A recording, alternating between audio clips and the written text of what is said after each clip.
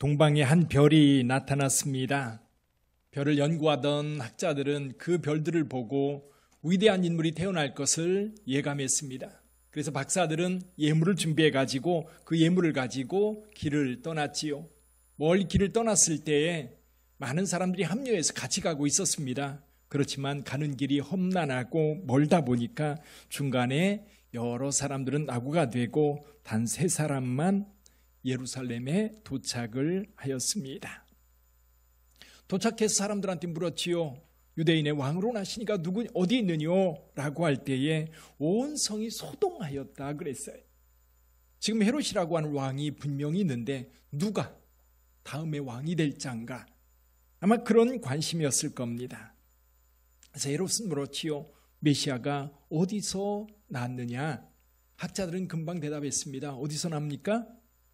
유대 땅 베들레헴이라고 말했어요. 미가 선지자가 벌써 수백 년 전에 예언한 그 말씀이었습니다. 만약 여러분들에게 동방 박사들이 찾아와서 유대인의 왕으로 나시니가 누구냐? 어디 있느냐라고 물을 때에 베들레헴이라고 분명히 답을 했다면 아마도 떼거리로 몰려가서 그렇지요. 유대인의 왕으로 오시니 메시아가 어디서 났는지 아마 찾아봤을 겁니다. 아마 대한민국 사람들이라면 가만히 못 있을 거예요. 사건만 일어나면 여의도든 광화문이든 수백만 명이 몰려드는 때에 아마 베들레헴에 아니면 한국 땅 어디에 태어났다고 한다면 얼마나 많은 사람들이 몰려갔을까요? 그런데 정작 하나님의 아들 예수께서 이 땅에 태어났는데 그를 찾는 이들이 없었어요. 그 민족은 어디에도 없고 먼 동방에서 온 이 3명의 박사들만 예물을 가지고 예수님을 찾아왔습니다. 베들레헴 아주 작은 마을이에요. 언덕 위에 있는 떡집이라고 하는 그런 이름이 붙은 이 베들레헴, 화려한 집도 아닙니다. 허름한 집 지하에 동굴이 있었는데 잘 곳이 없어서 그곳에서 자다가 아기를 해산하였습니다. 동방박사들이 왔을 때 그 아기를 보면서 무슨 생각을 했을까요? 난 지 얼마 안 되면요 진짜 아이들 볼품없잖아요. 그래도 며칠 지나야 한 일주일이나 열흘쯤 지나야 그래도 사람 모양을 하고 그렇지요. 근데 그 어린아이를 봤을 때 동방박사들 정말 이 아이가 우리를 구원할 위대한 구세주가 될 수 있을까? 그러나 별을 따라왔기 때문에 그는 분명 그 아이에게 경배를 드리면서 여러분 이 예물을 이 아기께 드렸던 겁니다. 마리아에게 드린 게 아닙니다. 요셉에게 드린 게 아니에요. 누구한테 드렸어요? 아기 예수께 드렸던 겁니다. 그 아기 예수 누굽니까?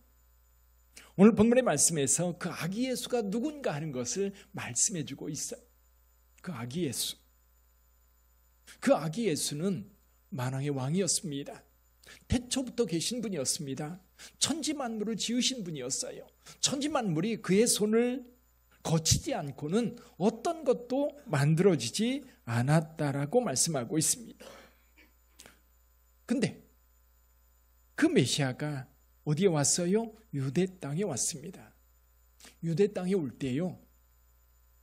유대 땅은 여러분 이 하나님께서 택한 백성들이었고요. 그 민족 하나님의 백성이라고 택함 받은 자들이었어요.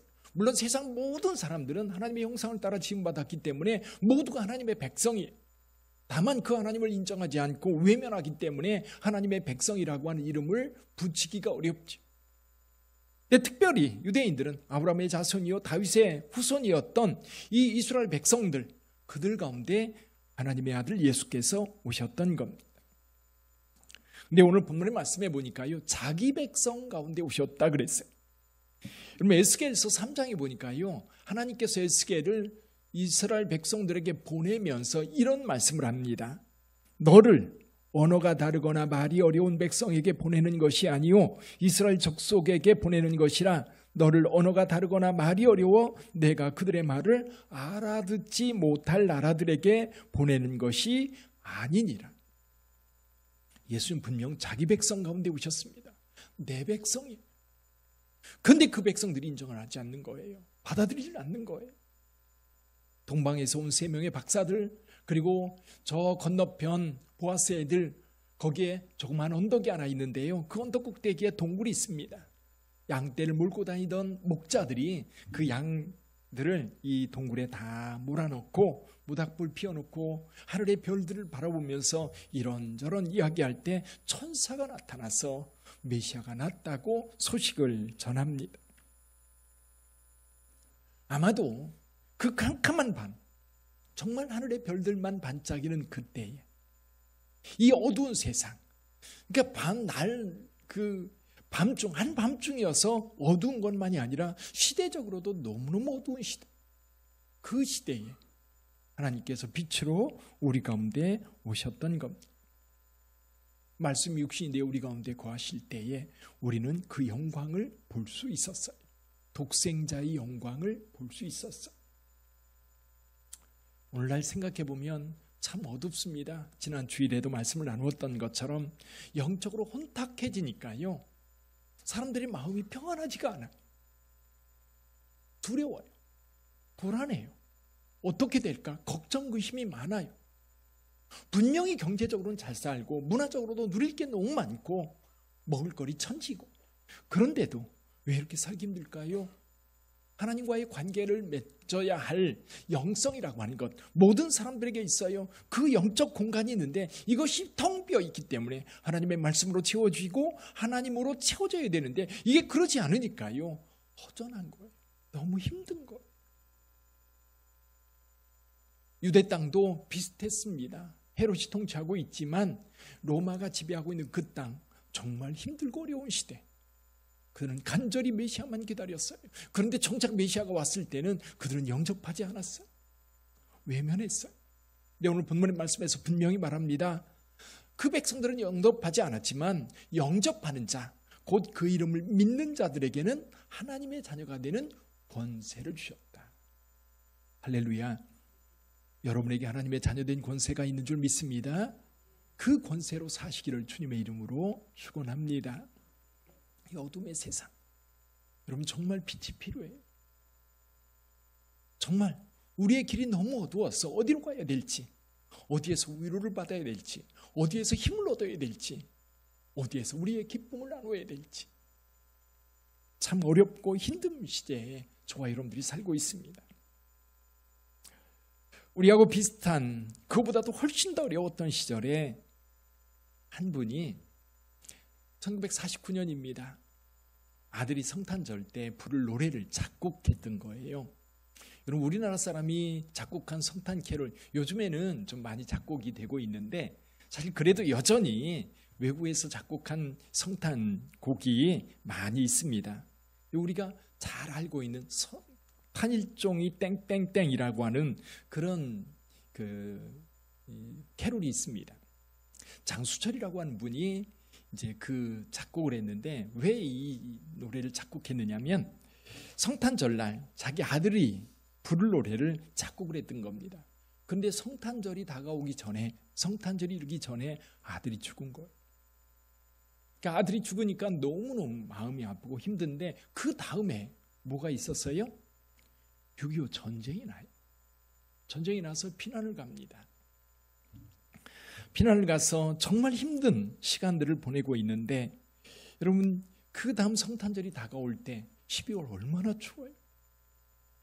그 추운 겨울에 피난을 가면서 이제 저 너머에는 우리의 몸을 녹일 만한 따뜻한 교회당이 없을까, 그런 마음을 가지고 이제 피난길을 가고 있었습니다. 이 장수철이라고 하는 분이 일기에 그런 얘기를 써놓습니다. 참척의 고통 속에서 노래를 부르는 장면이 나오는데요. 탄일종이 땡땡땡 은은하게 울린다. 저 깊고 깊은 산속 오막살이에도 탄일종이 울린다. 사실 이 오막살이 얼마나 힘들게 살아가고 있을까요? 근데 그곳에 이 탄일종이 울리고 있고요. 또 바닷가에도 탄일종이 울리면서 사람들에게 희망을 주고 있는 것. 작곡한 이 장수철이라고 하는 분, 그리고 그 작사가는 그 부인이 작사를 했다고 그래요. 근데 자기 아들이 불러야 될 그 노래를 부를 사람은 없고 그 이듬해 전쟁 때문에 피난을 가면서 그 노래를 다시 부르면서 소망을 가졌다는 거지요. 그렇죠? 자기 삶은 정말 절망적이고 정말 힘든 상황인데 여러분, 이 찬송이 그들에게 굉장한 위로가 되고 힘이 되었다는 겁니다. 예수께서 이렇게 말씀하십니다. 그러나 오늘과 내일과 모레는 내가 갈 길을 가야 하리니 선지자가 예루살렘 밖에서는 죽는 법이 없느니라. 예수님의 탄생, 메시아가 우리 가운데 오심으로 인하여 우리가 큰 기쁨을 누리고 있지만 실제로 그 시대는 너무너무 어렵고 고통스러운 시대, 어두움이 가득했던 시대,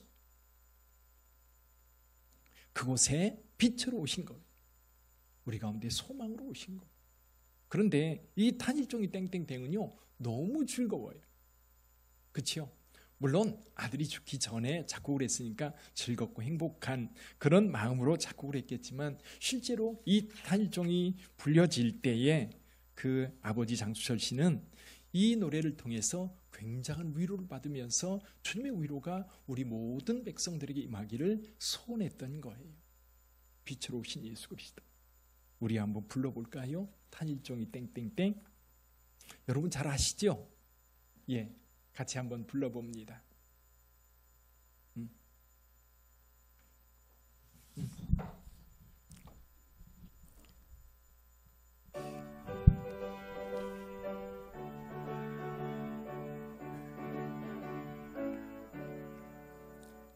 탄일종이 땡땡땡